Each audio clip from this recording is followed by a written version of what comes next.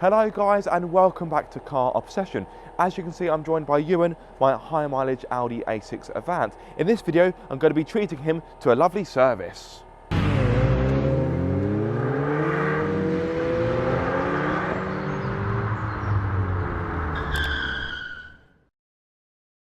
Car Obsession is proudly supported by Carly and Draggy. Check out the video description to find out the latest discount codes. Before we drain the oil, I'm going to plop this into the fuel tank. This is a fuel additive which should help with fuel economy. I know it's a V6 diesel, but you know what Tesco says, every little helps. I've just realised it isn't in focus. There we go. So that gives you an idea of what I'm using. It is extremely easy to apply. Simply open up the fuel filler flap, which is a little bit sticky. Undo that. Undo this. And just let it pour itself away. Simples. Next. Again, before draining the oil, I'll be using this. This is an engine flush. And I know that this kind of product does get a bit of stigma online on forums. Some people say it can do more harm than good. But I work at a car repair garage. In fact, I'm here now doing the service. We use this day in, day out, and we've never, ever had any issue. So yes, let's get that applied, for which of course the bonnet will need to be opened. Because Ewan has got quite a large engine, I need to use 2 tins. I've just got the filler flap, well not filler flap, filler cap I should say, just there. So you just dump it in where you would normally put your engine oil. You need to run the car for 10 minutes, a minimum of 10 minutes, so it can work its way around the system. It's also worth, if you don't want to use an engine flush, it's still worth running the car up a bit because it'll make it easier to drain the oil, because it'll be nice and warm and it will have more fluidity to it. That's a nice word, isn't it? So yes, it's just nice and easy. Just dump this in. If I can get the damn thing open.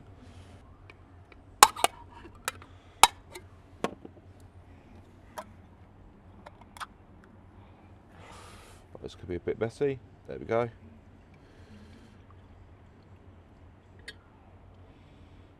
And like I said, because he has got a rather beefy engine, he actually needs 2 of these.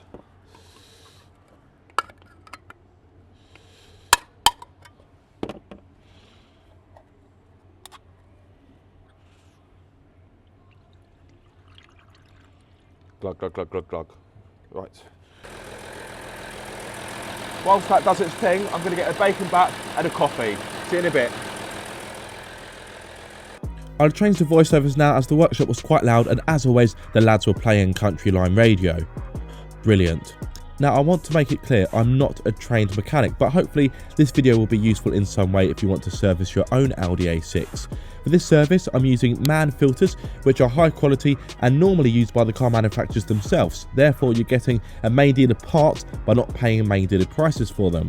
To get to the oil filter housing, you'll need to remove the engine cover, which simply pulls off. Be careful not to snap or break it though. To remove the oil filter housing cap, you'll need a 32mm socket. Remove the cap with the filter attached, but just be careful as it may drip a bit of oil. Removing the filter from the cap is easy, just pull them apart from each other. There is a seal on the cap which needs to be removed. The new filter should come with a new one. At this point it makes sense to use a bit of brake cleaner to spruce up the cap and just to clean up the insides. The reinstallation will come later in the video. Now it's time to drain the oil.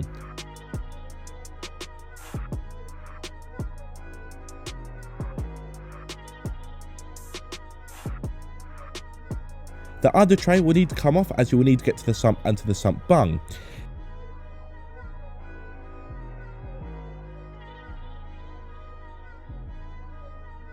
The sump bung needs a 6mm Allen key or a hex if you're watching this in America land. There's a lot of oil to drain for this engine, so it will take a bit of time. Once empty, reuse the same sump bung but use a new crushable copper washer.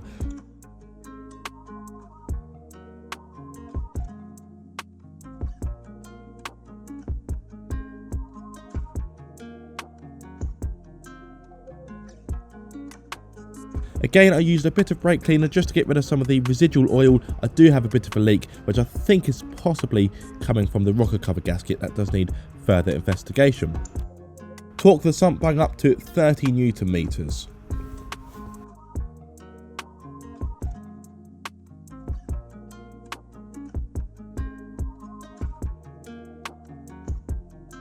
Now, if you have the luxury of having access to a ramp, it makes sense to give the car a check over whilst it's in the air. Spinning the wheels is a useful way to test for any brake calipers potentially binding, and you can also hear for any worn wheel bearings. Checking tyre condition and tread depth is important, as bad tyres are likely to be dangerous. It's also worth checking your suspension components for any wear, play, or perhaps the bushes are worn, as identifying them early will give you time to rectify any issues before an MOT.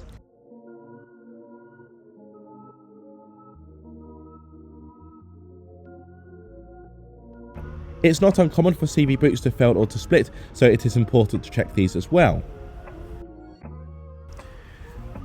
The exhaust is another important area to check. Make sure it isn't overly rusty or that it hasn't got any blows, and make sure it is securely fitted as well. Once satisfied, I lowered Ewan down, ready for the air filter replacement. Yeah, I'm not quite sure why I did that before putting the new oil in and fitting the new oil filter either. Yeah, don't ask me, a bit of a weird order. As you can see, I used a flathead screwdriver to remove this clamp before undoing the two metal clips. One you can see here and the other is tucked underneath, which is a little bit fiddly to undo. After that, there's this intake pipe that is simply removed by hand. The main housing in which the air filter sits in also has clips, and in my experience was difficult to remove as it was a bit stuck. Even one of the guys in the workshop found it to be quite stubborn to remove, most likely down to a dry seal. Once the housing is removed, there are two screws holding the filter in place, which are easily undone using a crosshead screwdriver. The new filter should come with new seals as well as lubricant to be applied to the seals before fitting the new filter. Screw the new filter into place into the housing using the same screws you undid earlier. Refit the housing, which may take a bit of finesse and a bit of patience. After that, the refit is the opposite way to removal. Next up is the fuel filter.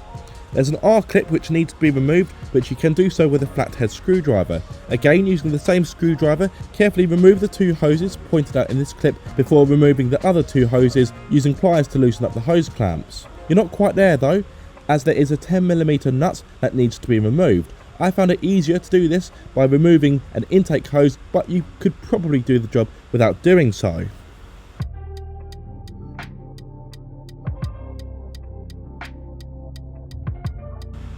The process to refit is the opposite of removal. You can put diesel in the new filter to make the initial startup of the engine easier and quicker, but this isn't mandatory. Now it's time for the new oil filter, and as you can see, it has a little tab on it which matches up with a hole in the oil filter housing. Insert the new filter before applying the new seal onto the cap, replacing the one you should have removed earlier.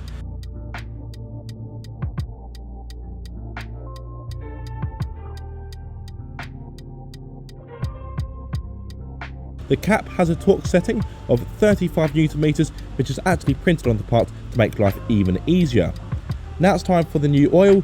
In this case, for this car, it takes 8.2 litres of 5W30. Next up is the pollen filter, otherwise known as the cabin filter. This for me proved to be the most fiddly and frustrating part of the service. I filmed this bit as best as I can, but the filters are right behind the dash where it's dark and space is limited, therefore it makes filming tricky. The glove box needs to be removed for this. There are two 8mm bolts underneath, one either side.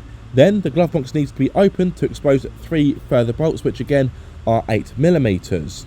The side panel of the dash also needs to be removed.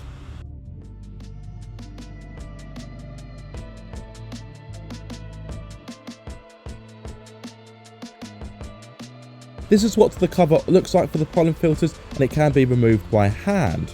There are 2 filters to remove, they sit on top of one another. Make sure to fit the filters with the arrows facing the right way, otherwise they won't be efficient. Oh, that was more faffy than I was expecting. Apologies you didn't really see it. It was very difficult to get myself in there, let alone get a light and camera as well. Those are the old filters, which don't actually look too bad, all things considered, and these are the new filters. So the filters I've used, they're all made by Man, very high quality, and quite often they actually make the filters for the main dealer. So the only difference is you get it in a Man box and not an Audi box. So time to fit the new filters, and the filters do normally come with instructions. They should have arrows on them for the airflow. Yeah, there we go. So it's got it there. So yeah, it's right, time to fit the new ones, and I'm almost done. In fact, this proves my point. So these are the new filters, which, as I've said, are made by Man. Autofocus, don't let me down. So you can see there, Man filter. This is the old filter, well, one of the old filters, which is actually an Audi genuine part, because if I take here, that is the Audi genuine number, and you can see the 4 rings on there. And look what we have here. Oh, look, Man filter. So there we go. These are essentially the same parts, only that's got Audi branding on it and will cost you more money for no real reason. And these are the Man filters, which are, yeah, the same product and the same quality. And these are cheaper, so yeah, why wouldn't you? Refitting is the opposite of removal. Oh, I really must lose a bit of weight.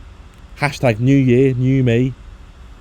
So there we have it. Ewan has had his major service. To be honest, the service wasn't actually due yet, but I have driven a fair few miles. I've been to Scotland and back, plus I've almost owned a Ewan for a year now. So I thought, whilst I've got some free time in my schedule, let me give him a good thorough service. To recap what I've done, of course I've done the engine oil and filter, as well as the engine flush and fuel additive. I've replaced the fuel filter, the air filter, and of course, last but not least, the pollen filters as well.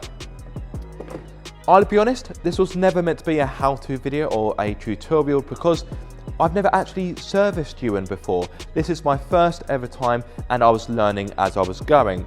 However, having said that, if you have learnt something or you have found this video useful, then brilliant.